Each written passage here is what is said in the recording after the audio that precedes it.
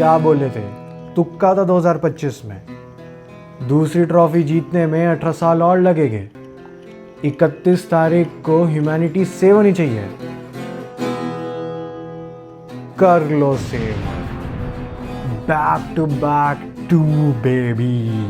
लगातार 2 साल चैंपियन बन चुकी है आरसीबी। जिस टीम को लोग लॉलीपॉप कहकर चिढ़ा रहे थे इतने टाइम से, आज वही टीम दूसरी टीम्स को डोमिनेट कर रही है एंड लगातार 2 बार ट्रॉफी जीतने वाली तीसरी टीम बन चुकी है right after CSK and Mumbai Indians, जो कि ऑफ कोर्स इस पूरे टूर्नामेंट की बॉस है। लेकिन इसमें एंट्री आरसीबी की भी हो चुकी है। यस ऑफ कोर्स इस वीडियो को लाने में मैं काफी लेट हो गया बिकॉज सही में तबीयत खराब चल रही है काफ़ी टाइम से, जो कि आप चैनल पे देख सकते हो कितनी इनकंसिस्टेंसी आ चुकी है। लेकिन इसी बीच हम ट्रॉफी भी जीत गए भाइयों। हाँ, मैं इस सीजन में पंजाब को सपोर्ट कर रहा था, लेकिन मेरा जो जिंक्स है, क्रिकेट कर्स है, जो कि ओजी ऑडियंस को पता ही होगा, वो ज़्यादा ही लग गया भाई। हार गई वो। उनकी परफॉर्मेंस जो यहाँ पर थी वो ऐसे गिर गई। आई नो कई लोग कह रहे हैं कि इस जीत का फील पिछली बार जैसा नहीं है एंड इस बार कुछ मज़ा नहीं आ रहा है। क्यों चाहिए मज़ा, जीत गए ना। A big salute to captain Rajat Patidar, what a man he is. And भाई अगर इसके बाद वो इंडिया नहीं खेले एंड इंडिया को लीड नहीं किया इस साल, भाई बीसीसीआई सेलेक्टर्स एंड खासकर अजीत आगरकर, भाई यू ओ एन अपॉलॉजी। जो 2025 में डोमिनेशन दिखाई थी वही सेम डोमिनेशन इस साल भी दिखाई है। फिर चाहे मैं बात करूं कैप्टन रजत पाटीदार की, विराट कोहली की, जो कि लिटरली चेस के गॉड है, जो कि इन्होंने इस फाइनल मैच में दिखा दिया। एंड वो लास्ट का विनिंग शॉट, उफ, वो नो लुक शॉट भाई, आंखें तरोताजा हो गई मेरी तो। फिर साथ में टीम में फिल सॉल्ट भी थे, देवदत्त पडिक्कल भी थे एंड फिर वेंकटेश अय्यर, जो कि लास्ट के कुछ मैचेस में टीम का पार्ट बनते हैं। और भाई जो कैमियो देखे गए हैं ना आरसीबी की इस पूरी जर्नी को, वाह। फिर हमारे रासिक भाई, फिर हमारे भूवी भाई, फिर Hazel god, everything was good. And even not to forget bouncer king Krunal Pandya and एक और इम्पॉर्टेंट प्लेयर जो कि सबसे अनडिफीटेड रहा। यस, इसके बारे में ज्यादा लोग बात नहीं कर रहे, जो कि है हमारे पॉडकास्ट किंग जितेश शर्मा, जिनके ऊपर खुद विराट कोहली ने स्टेटमेंट भी दे दी थी। इस वीडियो में उनकी पूरी सीजन की जर्नी के बारे में बात करेंगे थोड़े समराइज्ड वे में। चलो बात करते हैं इन सब के बारे में and I am very excited. Let's know how RCB one 2026 IPL.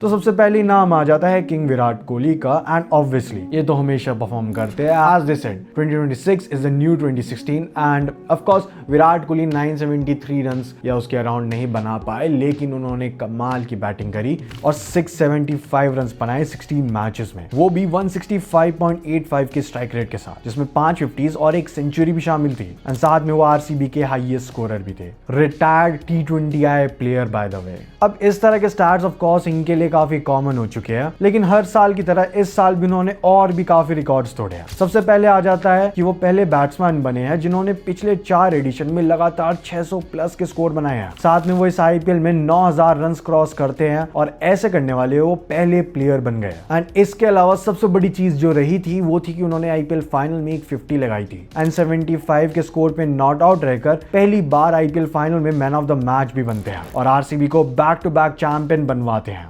Next player आ जाते हैं हमारे इंग्लैंड के नमक फिल सॉल्ट, जो कि इंजरी के चलते बस स्टार्टिंग के 6 मैचेस ही खेल पाते हैं, जिसमें से ये 2 50s के साथ 202 रन्स बनाते हैं और ये इस साल 14 चौके और 11 छक्के भी लगाते हैं एंड एज अ फील्डर भी काफी कमाल के रहते हैं। 6 मैचेस में इन्होंने एज अ फील्डर 6 कैचेस पकड़े, जिसमें से जो मुझे याद आता है वो है फर्स्ट मैच में ईशान किशन का उड़ते हुए डीप पॉइंट पे कैच। लाइक सीरियसली जब बात आती है फील्डिंग की तो आरसीबी में फिलहाल मेरे लिए सबसे ऊपर यही आते हैं। अब बात करते हैं आरसीबी के उस इकलौते प्लेयर की जो कि इंडियन टेस्ट टीम का भी पार्ट है after what happened on 12 May 2025। Yes, of course not mister Kohli, it's Devdutt Padikkal. इन्होंने इस साल 16 मैचेस में आरसीबी के लिए 169 के स्ट्राइक रेट से 464 रन्स बनाए हैं and as a fielder literally इस टूर्नामेंट में इन्होंने 13 कैचेस पकड़े हैं। इनका रोल क्लियर था, नंबर 3 पे आना और आते ही हिटिंग करने लगना एंड ये करते भी वही है। ऑलमोस्ट हर मैच में इनकी पहली 3 बॉल पे एक 6 आ ही जाता था।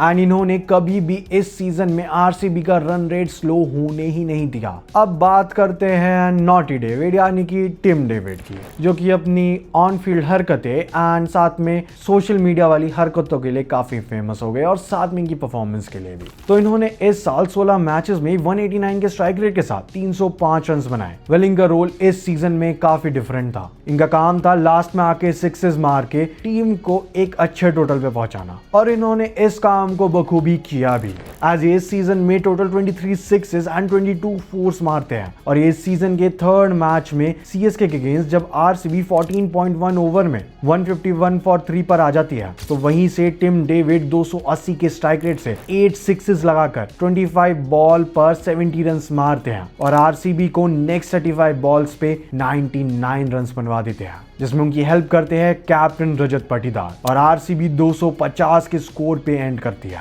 जो कि उनके इस साल के आईपीएल का पहला 250 स्कोर भी था। एंड ऑल्सो आईपीएल ने ऑलरेडी इन्हें 2027 के एक मैच के लिए बैन कर दिया है। अब मैं बात करूंगा दो प्लेयर्स की एक साथ, क्योंकि इनकी परफॉर्मेंस भी कंबाइन होकर काफी बड़ी लगती है। Mister Jitesh podcast Sharma and Romario अनडिफिनाइट शेफर्ड। पॉडकास्ट का ऑफकोर्स आपको कंटेक्स्ट पता ही है, एंड अनडिफिनाइट इसलिए क्योंकि खराब परफॉर्मेंस करने के बाद भी इस बंदे के पास पता नहीं आरसीबी वालों का ऐसा क्या वीडियो है, ऐसा क्या मटेरियल है जिस वजह से बार बार खेल रहा था टीम में। ऑफ कोर्स ये दोनों ही उस कैलिबर में कंट्रीब्यूट नहीं कर पाए जितना इन्होंने पिछले साल किया था। जितेश शर्मा ने इस साल 12 इनिंग्स में बस 116 रन बनाए, जिसमें से ये 5 बार सिंगल डिजिट में ही आउट हो गए और एक डक भी शामिल था। वही रोमारियो शेफर्ड तो इस साल 7 इनिंग में 83 रन ही बनाते हैं। इनकी स्टार्ट तो काफी अच्छी हुई थी, बट फिनिश ना करने की वजह से इनका कॉन्फिडेंस डाउन होता गया एंड ये सीजन कुछ खास नहीं कर पाए। लेकिन आफ्टर ऑल ये है तो आरसीबी के प्लेयर्स, जिस वजह से इन्होंने दूसरे वेज में काफी कंट्रीब्यूट किया टीम के लिए। जैसे Jitesh Sharma as a wicket keeper 15 catches लेते हैं एंड 2 स्टंपिंग भी करते हैं। Romario Shepherd as a bowler 7 wicket ले लेते हैं, जिसमें से 3 विकेट हॉल भी शामिल था। अब बॉलिंग का टॉपिक छिड़ी गया है तो बात करते हैं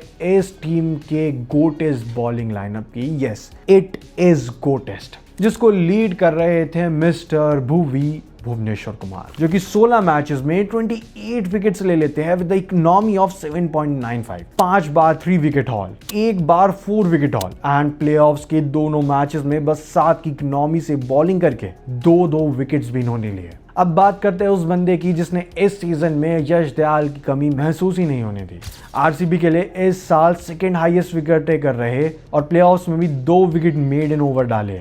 yes, I am talking about Rashid सलाम, जिन्होंने इस साल 12 मैचेस में 19 विकेट्स लिए, वो भी बस 9.46 की इकोनॉमी के साथ। एंड 2 बार तो इस सीजन में वो ऑन अ हैट्रिक भी रहे। एंड कैसे बोल सकते हैं एमआई के अगेंस्ट वो लास्ट बॉल पे 2 रन जो आरसीबी को 2 पॉइंट्स भी दिलवा देते हैं। अब बात करते हैं मिस्टर हेजलवुड, नहीं हेजल गॉड की, क्योंकि कारनामे ही कुछ ऐसे है कि ये वुड से गॉड ही बन गए। ऑफकोर्स पिछले साल के कंपैरिजन में इस बार इन्होंने कुछ ज्यादा ही रन्स खा लिए, लेकिन जब फाइनल में सबसे ज्यादा टीम को इनकी नीड थी तो ये स्टेप अप करते हैं और इन फॉर्म गिल को आउट कर देते हैं, जो कि सेंचुरी बना के आ रहे थे लास्ट मैच में। एंड बस उनको ही नहीं, अरशद खान को भी आउट कर देते हैं, जिसके चलते जीटी 150 पार ही नहीं कर पाती। एंड ये ऐसे करके 13 मैचेस में 15 विकेट्स ले लेते हैं आरसीबी के लिए। एंड अब बात करते हैं इस टीम के 2 सबसे क्लच प्लेयर की। एक तो सबसे पहले बाउंसर लवर कृणाल पंड्या, जिनके भाई का सीजन जितना खराब चल रहा था उतना ही इनका पीक पर चल रहा था।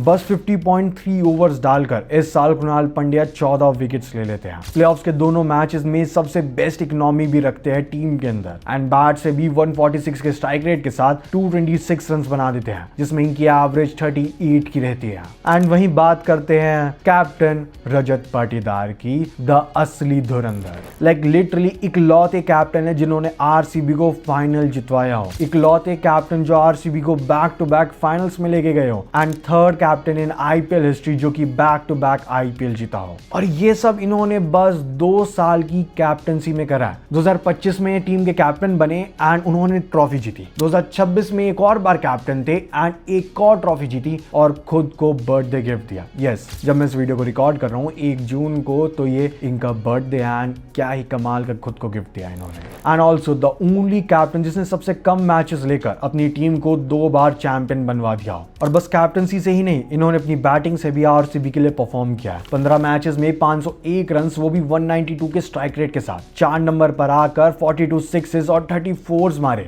जिसमें 5 50s भी इंक्लूडेड है। एंड कैसे बोल सकते हैं क्वालिफायर 1 में कि वो अमेजिंग 93 रन की पारी। Like at this point I really think and I believe, and इस पे शायद आप भी एग्री करोगे, दैट T20 फॉर्मेट में रजत पाटीदार से बेटर कैप्टेंसी ऑप्शन कोई और नहीं हो सकता। सूर्य भाव का करियर ऑलमोस्ट एंड पे आ चुका है T20 में, एंड उनके बाद इंडिया को एक अच्छा लीडर चाहिए। ऑफ कोर्स पहले श्रेयस अय्यर को कंसीडर किया जा रहा था टूर्नामेंट के फर्स्ट स्टेज को देख के, लेकिन सेकेंड हाफ में जिस हिसाब से पंजाब की परफॉर्मेंस लिटरली ड्रॉप हुई है, स्पेकुलेशंस काफी कम हो चुके हैं उनके अराउंड। बाकी अगर आप चाहते हो कि हम डिस्कस करें कि नेक्स्ट इंडियन T20 कैप्टन कौन हो सकता है, देन कमेंट डाउन। मैं ट्राई कर रहा हूँ इस वीडियो को जल्दी से जल्दी आपके लिए लाने के लिए। एंड इन्हीं सब चीजों की वजह से रजत पाटीदार बन जाते हैं आरसीबी के सबसे बेस्ट कैप्टन। वेल आरसीबी के लिए इस साल और भी प्लेयर्स खेले थे, लाइक जेकब डफी, बेथल, वेंकटेश अय्यर। इनका डेटा उतना नहीं है जिस हिसाब से मैं इनको जज कर पाऊं या फिर इनको रेट कर पाऊं। ऑब्वियसली वेंकटेश तो आरसीबी को नेक्स्ट लेवल पर ही ले गए थे। कुछ मैचेस में उन्होंने काफी अच्छी बैटिंग करी, इवन फाइनल मैच में भी 32 रन की एक अग्रेसिव नॉक खेलकर उन्होंने अच्छा कंट्रीब्यूशन दिया। एंड इवन डफी भी आरसीबी के लिए आते हैं तो विकेट्स लेकर ही जाते हैं, पर बेथल इस साल थोड़ा आरसीबी के लिए फ्लॉप रहे। एंड सॉरी, मैं हेल्थ की वजह से आईपीएल के कुछ लास्ट के डेज में कंसिस्टेंट नहीं हो पाया। I hope you understand. That's it for this video. अगर आपको प्राइम सीएसके के ऊपर वीडियो देखना है तो यहाँ पर क्लिक करो। अगर आपको ये जानना है कि एलएसजी सबसे वर्स्ट टीम क्यों है तो यहाँ पर क्लिक करो। Thanks for watching, see you in the next one.